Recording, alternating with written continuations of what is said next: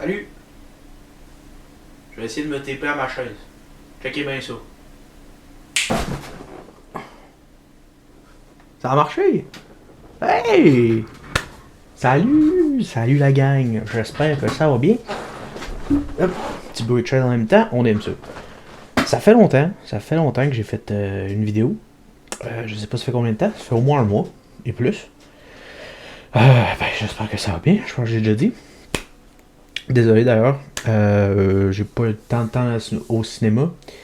Puis j'ai pas vraiment pris le temps là, de regarder des films aussi, là, mettons sur Netflix, des nouvelles releases ou whatever. Donc j'ai pas tant eu de temps. Mais bon, j'ai pu repenser à certains trucs là, pour ma chaîne, des nouveaux projets en tant que tel. Comme un peu la vidéo là, que j'avais fait sur Ring of Power.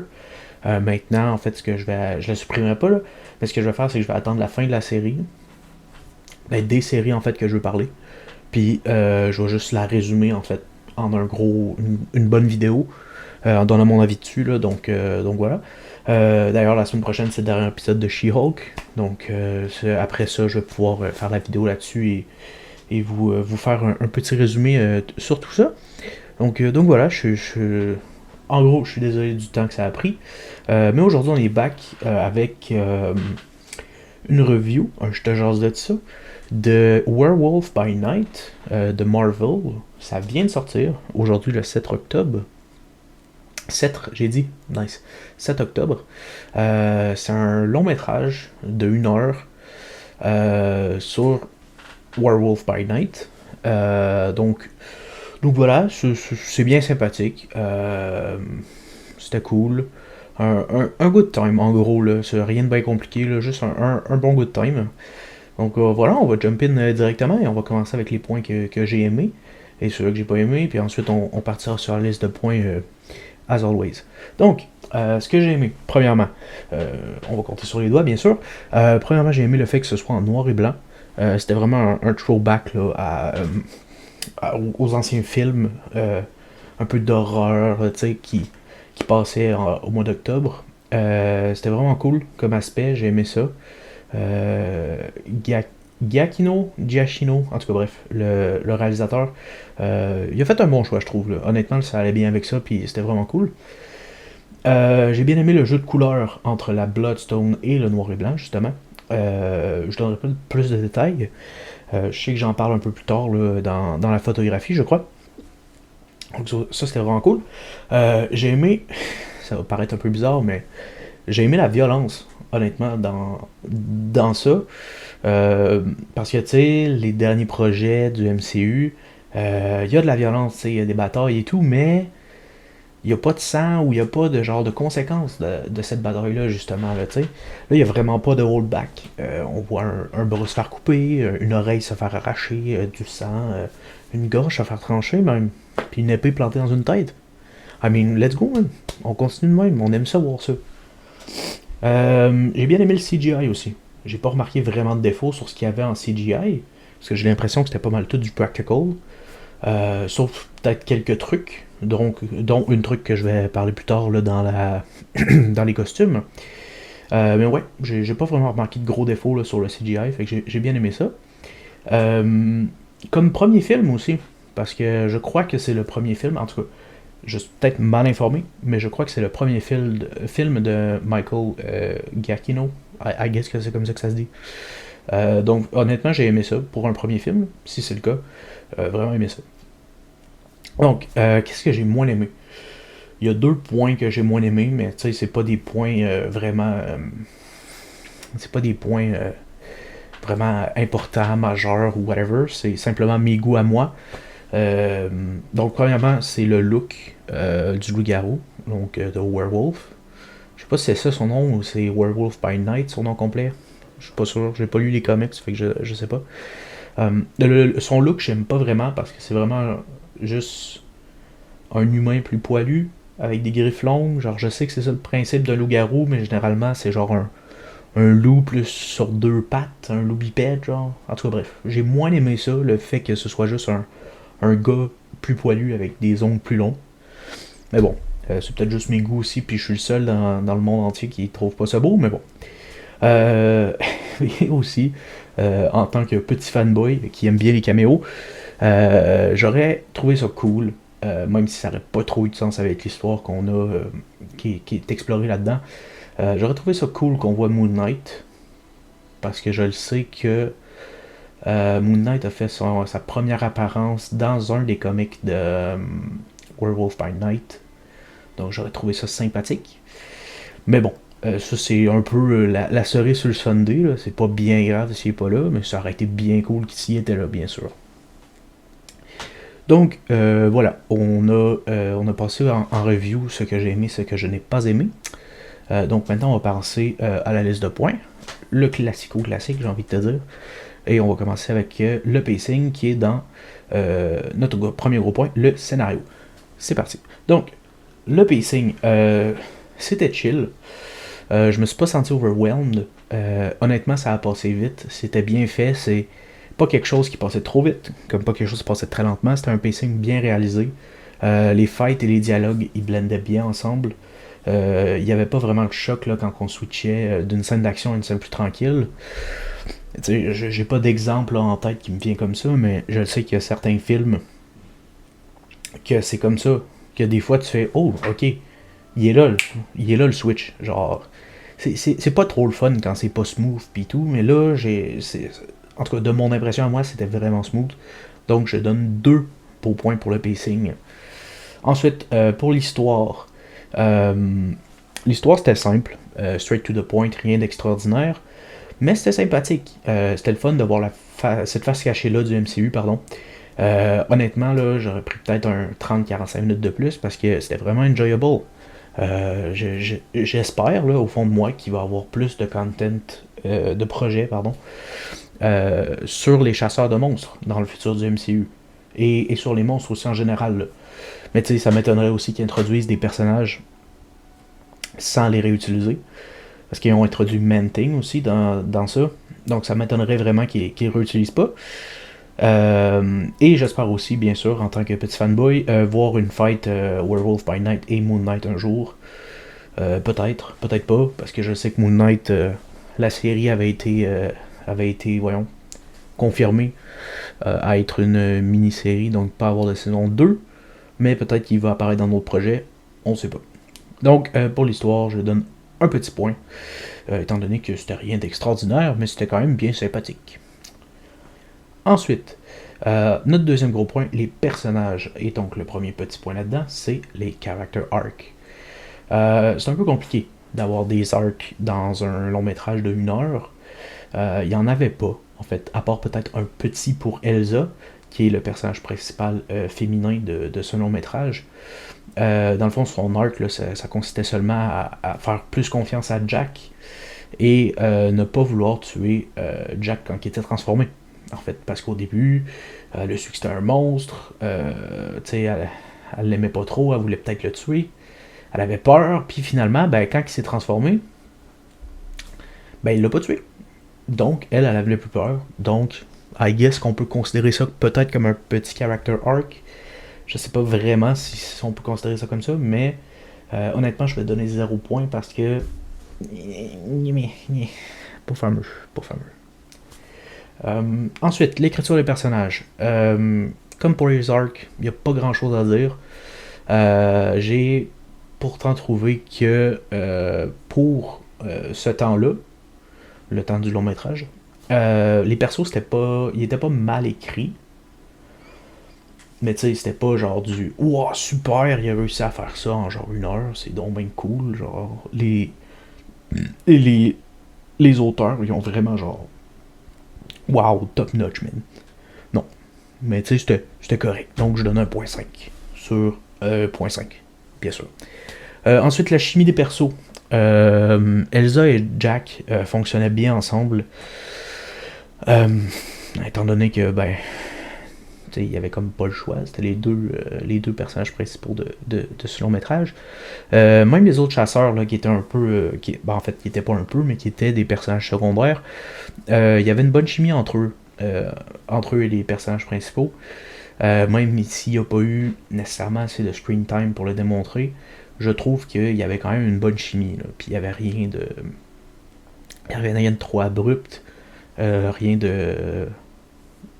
qui paraissait forcé. C'était cool. C'était cool, on va se le dire. Donc, on va y aller avec un 0.5 point sur 0.5. Et pour notre dernier sous-point dans cette deuxième grosse catégorie, on y va avec l'acting. Donc, l'acting était cool. As always, rien d'extraordinaire. Par contre, il y a une actrice qui m'a fait cringe un peu quelques fois. C'était l'actrice de la femme de Ulysse. Ulysse Bloodstone. Et j'ai oublié son nom malheureusement et j'étais trop large pour aller le chercher. Vous m'en voudrez pas, j'espère. Donc ouais, elle m'a fait cringe quelques fois. Ce qui donne aucun point. Donc 0. Mais je ne sais pas si c'était aller rechercher par Giacchino. D'être un peu cringe, comme dans le temps, les vieux films là, en noir et blanc, d'horreur et tout. Je le sais pas. Tant que j'ai pas de confirmation de ça, je dis ça comme si j'allais parler à Giacchino dans 15 minutes, mais tant que j'ai pas de confirmation de ça, je vais rester à 0 point parce que rien d'extraordinaire là-dessus. Donc, ensuite, on a notre dernier gros point, comme d'habitude, la direction artistique. Et j'ai changé un sous-point là-dedans, qui est le dernier. Je voulais juste le mentionner, là, on va y arriver en temps et lieu. Donc, premièrement, la photographie. C'était cool, c'était nice. J'ai aimé le fait que ce soit en noir et blanc, avec le rouge de la Bloodstone, comme j'ai dit au début. Dans ce que j'ai aimé, le rouge ressortait vraiment là, pour accentuer son importance dans l'histoire. Mais je pense aussi que le noir et le blanc étaient un peu... je vais essayer d'y aller avec mon cerveau là, qui analyse jamais des choses. Là. Ok? Bear with me. Ça peut être un train wreck, comme ça peut être quelque chose que genre c'est vraiment vrai, puis genre ça a du sens ce que tu dis. T'sais. J'analyse jamais, donc j'essaye ça aujourd'hui. On va voir quel chemin ça va prendre. Alright? Donc je pense aussi que le noir et blanc, ça pouvait être une genre de comparaison à la vie de Elsa. Dans le fond, Elsa, elle, c'est la fille de Ulysse. Et de ce qu'on comprend, elle a déserté la famille parce que je crois que ça lui tentait pas d'être une chasseuse de monstres finalement. Donc, depuis qu'elle a abandonné son père, en tout cas de ce qu'on peut voir, parce qu'on n'avait pas tant de backstory, sa vie était rendue monotone. Elle avait plus vraiment de but dans la vie. Tu sais, je peux pas vraiment aller en détail là-dedans parce que, as I said, il n'y a pas de backstory. Mais sa vie, en tout cas de ce que j'ai pu essayer de comprendre, sa vie était monotone. Et en récupérant ce qui lui revenait légalement, c'est-à-dire la Bloodstone de son père, parce que techniquement, vu que c'est sa fille, ça aurait dû lui revenir. Si elle était restée dans la famille, ça lui aurait revenu tout de suite. En récupérant la stone, la photographie dans le film, elle a changé. Puis tout est devenu en couleur. Puis ça, je pense que ça peut être une métaphore ou une comparaison. Je sais pas trop quoi dire là-dessus. Genre quel terme utiliser comme il faut. Mais je pense que ça montre... ça montre peut-être, ouais. Ça montre qu'elle a réussi son but. Donc, elle pouvait move on et sa vie n'était plus aussi monotone qu'avant. C'est comme ça que je le vois. Parce que dès qu'elle récupère la stone, tout devient en couleur. Les plans d'après, les scènes d'après, en fait la scène d'après, excusez, est en couleur. Donc je crois vraiment que c'était une métaphore à sa vie en fait. Donc elle récupère son dû, son bien, et là bam, son passé derrière elle, elle peut maintenant avancer vers un futur plus lumineux, mieux pour elle. Donc voilà, c'était mon analyse de la photographie. Vous irez voir sur Disney+, après avoir vu, vous me direz là, dans les commentaires si je suis totalement genre à l'ouest puis pas pantoute correct, ou si ça a du sens ce que je dis, tu sais. Bref, photographie, je donne un 0.5 points. Sur 0.5, bien sûr. Ensuite, on a la réalisation. La réalisation était bien faite. Honnêtement, pour un premier long métrage, pardon, Michael s'est très bien débrouillé. À part l'actrice qui m'a fait cringe un peu, je trouve que les acteurs reflétaient bien la vision du réalisateur. Donc pour ça, je vais donner un 0.5 aussi. Ensuite, les costumes. Les costumes étaient nice. Rien d'impressionnant par contre, là, c'était des costumes un peu basic. Par contre, j'ai bien aimé chaque chasseur avait un trait distinct dans son visage. Comme Jack, lui, avait des petits tatouages d'une certaine tribu. Il y en avait un autre qui avait juste des cicatrices. Un asiatique, on n'a jamais su son nom, je pense, qui avait juste des petites lignes genre, ses yeux, qui faisaient des genres d'angle droit. Là. Je sais pas trop comment expliquer. Mais c'était cool. Mais tu sais, j'ai. Bon. Manting, par contre, j'ai trouvé ça vraiment cool. C'était bien fait. Je sais pas si c'était une practical suit en partie ou c'était 100% du CGI. Mais dans les deux cas, je l'ai trouvé bien fait. Et si c'était du CGI, j'ai pas trouvé qu'il était wonky. J'ai trouvé que c'était fluide, c'était cool. Honnêtement, pour connaître Marvel et son CGI là, ces derniers temps, ça a du sens. Ça a du sens. Par contre, c'est pas parce que Manting était bien fait que, selon moi, ça va sauver cette catégorie. Donc, je donne un 0 point sur 0.5. Et pour la dernière catégorie, qui avant était le camera work, ça switch maintenant sur la musique. Je trouve que ça a plus de sens. Parce que le camera work, en fait, là, plus j'y pense, plus je me dis, c'est rare d'avoir un réalisateur ou un caméraman qui surpasse la norme là-dessus. Donc, je me suis dit, la musique, ça peut être sympathique. Et c'est souvent ce qu'on retient aussi du film. Là. Si le film avait de la bonne musique, nécessairement, on va avoir un bon souvenir du film. Tu comprends? Tu sais, moi, quand j'entends encore le thème de Spider-Man, de Sam Raimi, ben pas de Sam Raimi, mais de Danny Elfman, pardon, ben je suis hype, tu sais. La musique, ça vient vraiment... dans le cinéma, en général, là, je trouve que la musique, ça rajoute une autre profondeur à l'œuvre. Donc, c'est pour ça que j'ai décidé de changer à la musique. Donc, la musique. C'était cool. Je dis souvent, c'était cool aujourd'hui. C'était nice, as expected de Giacchino, parce que c'est lui qui a réalisé le long métrage, plus c'est lui qui a fait la musique, étant donné que c'est un compositeur à la base. C'était bien placé. Il n'y avait pas de musique qui semblait vraiment pas là au bon moment. Tu sais, mettons là, un dialogue random, puis il y avait une musique genre stridente qui commençait. Il n'y avait pas ça. Donc c'était cool. Puis comment c'était composé, ça faisait penser vraiment au film d'horreur d'avant. Comme le noir et blanc d'ailleurs, qui faisait aussi penser à ça. Puis je crois que c'était vraiment la direction sur laquelle le Giacchino voulait s'enligner. Donc je donne un 0.5 points sur 0.5. Donc, c'est ce que ça donne pour notre liste de points. Et on arrive à un magnifique 5.5 sur 6. C'est beau. C'est la première fois qu'on a un score aussi haut dans cette série de vidéos. As always, c'est mon humble avis à moi. Si t'aimes pas, t'aimes pas. Si t'aimes, t'aimes, il n'y a pas de problème. Moi, je fais juste partager une certaine passion que j'ai pour le cinéma à travers mes vidéos. Et j'aime ça, en fait, parler de ce que j'ai vu. Et j'aime ça aussi donner mon avis personnel.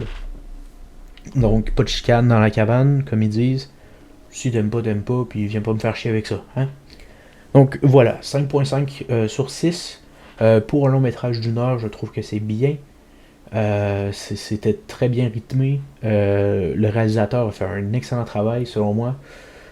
C'était très bien en partie, comme j'arrête pas de le dire depuis tantôt.